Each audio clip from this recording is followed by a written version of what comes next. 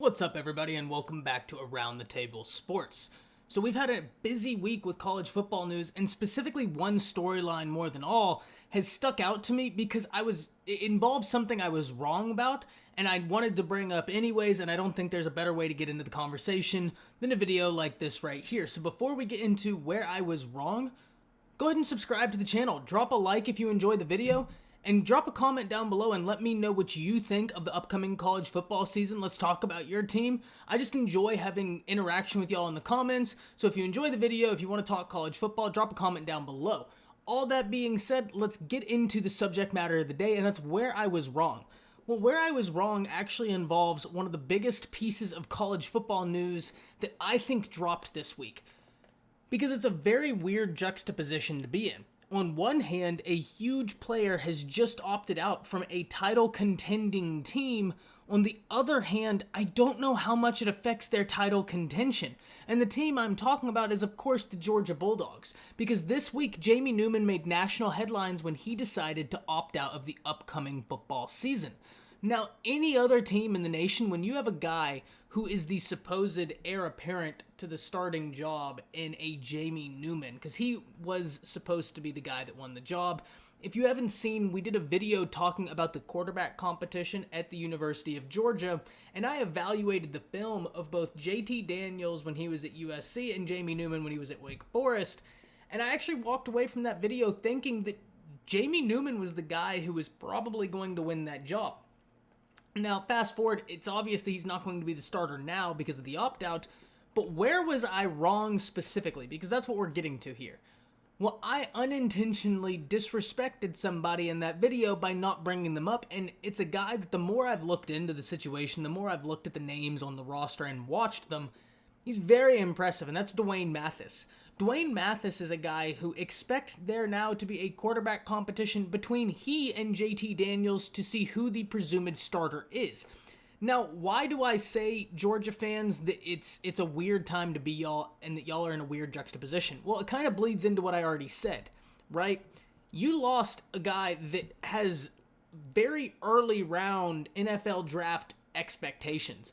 If he goes out there with Georgia and puts together a great year, we're talking a potential first-round guy, because when I did that film analysis of him at Wake Forest, he was impressive at Wake Forest, but I actually went back and watched a lot of the games, and the one thing that stood out to me was that I didn't think that that system was built for him, right? Like, as good as he was in that system, he was almost more of a pro-style quarterback, and his numbers are very deceiving because a lot of people are 100% correct when they say he has padded stats, meaning like his numbers are very stacked against teams that didn't have good defenses, but just watch the games. I promise you, just watch the Jamie Newman film. It doesn't have to be mine. Just go and watch Jamie Newman's film because the kid has a lot of stuff that he does right, and when you go and look at Monken's history, he was a guy, right, that I could see Monken using a Jamie Newman and really carving out success for them both. He doesn't have that anymore. And it's interesting because Monken said three things he looks for in quarterbacks. First, accuracy. Now, when I hear the word accuracy and I think of that Georgia quarterback room, perhaps no quarterback comes to mind quite like JT Daniels. JT Daniels is dangerously accurate even with lackluster footwork and sometimes lackluster fundamentals. Now, I'm not saying by any stretch of the imagination that I'm not saying any stretch of the imagination that JT Daniels has bad fundamentals. He doesn't.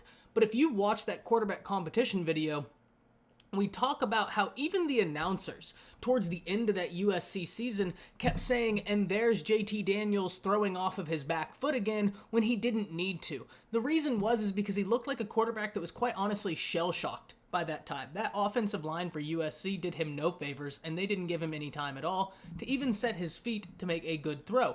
All that being said, I understand that sounds like a big negative, and it's really not. He was only a freshman, and it wasn't like it was every throw. And even a lot of the throws where he didn't have the best footwork, it was still on target. So you don't really worry about that when a guy's that young, and in high school his footwork wasn't like that. I would actually argue that by the end of his freshman year, his footwork and some of his fundamentals had actually regressed more, and it was just due to the fact that, and it's nobody's fault, right? I'm not trying to lay the blame at USC nobody's fault other than the fact that when he was in real world settings, he didn't have the time necessary to consistently be able to grow as a college quarterback the way you'd like a freshman to do so. So he ended up picking up some bad habits because that was a learning time for him, right? He'll be able to clean it up, no doubt whatsoever. He'll be just fine. He's so young, so talented. But now we have a quarterback competition between he and Mathis, because the other two things that Monken said are interesting. The second thing, other than accuracy, is mental toughness, and I'm of the mindset that the majority of all college football players have mental toughness because of what it takes to just be prepared on Saturday, right? Like, not only physically, but mentally, the work you put in. Yeah, I'm not too worried about the mental toughness aspect of it. The third, though, was escapability out the pocket. And that's where, to me, all I could think about when he said those three is I just put my head down and I could just think to myself, like, man, Jamie Newman would have been exactly what he was looking for. Because Jamie Newman, while he was labeled a dual threat, he's much more a pocket passer than he is a runner. But make no mistake about it, when he gets out in the open, he'll make you pay. JT Daniels isn't a runner. However, JT Daniels has a little bit of the ability Joe Burrow had in the sense that when he needs to make a play, he'll go make a play because he's smart with when he chooses to escape the pocket. And he can get you 10 to 15 yards because of his intelligence in choosing when to leave the pocket. So he does have some escapability, albeit not like Mathis. Mathis is a superior athlete in that regard. JT Daniels, if I had to rank right now where I see the Georgia quarterbacks in this competition, I think that right now, one is JT Daniels, the allure he has coming in, the history he has. Two is probably Mathis. You look at a guy that has some escapability that players on the team now and former players in a la Aaron Murray has been tweeting that Mathis is really impressive. Aaron Murray tweeted the other day that Mathis can really spin the football, and I think he's a guy that, including myself, and that's why I'm making this, I disrespected by not even giving him a shot in that previous video, and that's on me. We will be making a video taking a look at his film because I'm very intrigued to see the prospective quarterback competition between he and Daniels. Now, there are other guys there, like you have Carson Beck, but for the most part, I think that those two are probably the guy that are in the lead to win this competition now that Jamie Newman isn't there. And like I said, Georgia fans, it is a strange thing, and I'm halfway jealous for you in the sense that not many colleges in the nation could have lost a Jamie Newman and still look at their situation and think, we have national championship aspirations.